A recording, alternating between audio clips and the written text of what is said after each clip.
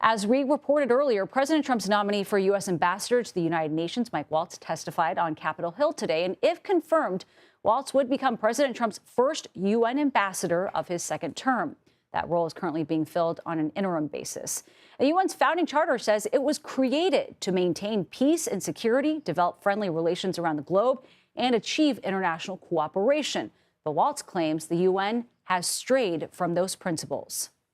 We should have one place in the world where everyone can talk, where China, Russia, Europe, the developing world can come together and resolve conflicts. But after 80 years, it's drifted from its core mission of peacemaking. I'm confident we can make the UN great again.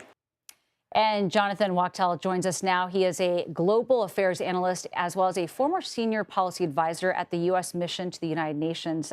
Jonathan, thanks so much for being with us. This is a rather large question, but just given what you're hearing there, how much relevance do you believe the UN has in today's modern world? In today's modern world, Nancy, it still has relevance, but the basic truth is that a lot of the decision making, certainly when you have a world power like the United States, takes place in Washington, D.C. So this is not to marginalize the importance of having the ability to engage with world leaders, as Mr. Waltz said, but truly the decision making happens down in the nation's capital. And Jonathan, right now, there are major ongoing conflicts, and you name it, Ukraine, Gaza, Sudan. How does the UN try to fulfill its role as a peacemaker, and how much can the UN realistically accomplish on its own? Yeah, that's the million-dollar question. In fact, in the case of the United Nations, a billion-dollar question. The basic truth is that the Security Council, where you have the power center of the United Nations, is comprised of 15 ambassadors from 5 permanent members of the Security Council, the 5 victors of World War II, and that's China, France, Britain, the United States, and Russia. And really, they are the main players in deciding what to do because each of those nations has veto power, so they can kill any sort of attempt to get some sort of legislation, some sort of resolution passed. The other members are rotating members selected from their region in the world.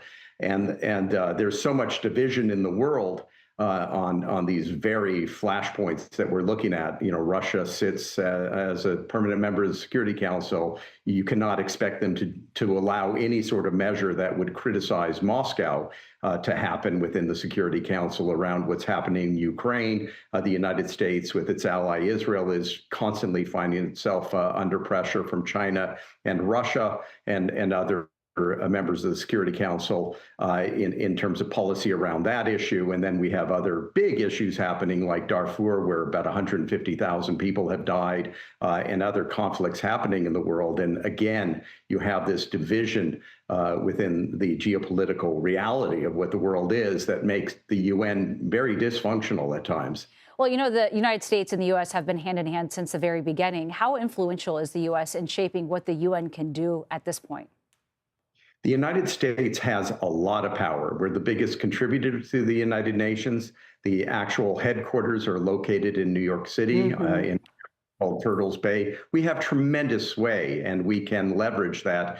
Certainly, we don't have full power, and there are 193 member states of the United Nations. But given what we give to the United Nations to ensure that it functions and has a budget, we can do a lot. All right, Jonathan Wachtel, we really appreciate it. Thanks so much for joining us. Pleasure.